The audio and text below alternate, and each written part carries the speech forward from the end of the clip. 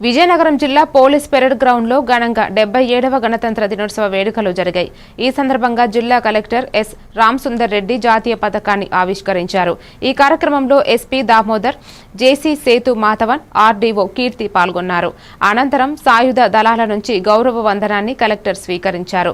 ఈ కార్యక్రమంలో జిల్లా విభాగాలు శకటాలు ప్రదర్శించారు. ప్రజాప్రతినిధులు, జిల్లా అధికారులు, ఉద్యోగుల ఉత్తమ ప్రతిభ కనబరిచిన వారికి పురస్కారం పత్రాలు అందజేశారు.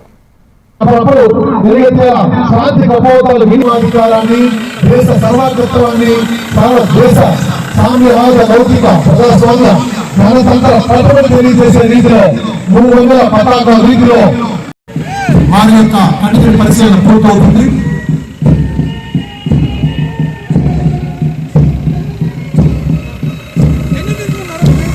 పెంచమన్నా గట్టి మాటలు కట్టిపెట్టి గట్టి మేల్తాలు పెట్టబోయన్న గురిజాడ మాటల్ని నిజం చేస్తూ ఎందరో మహానుభావులు దశాబ్దాల తర్వాత 120 కోట్ల రూపాయలను రైతులకు చెల్లించడం జరిగింది. రైతులకు 24 గంటల్లోనే నగదు వారి ఖాతాలో జమ చేయడం జరిగింది.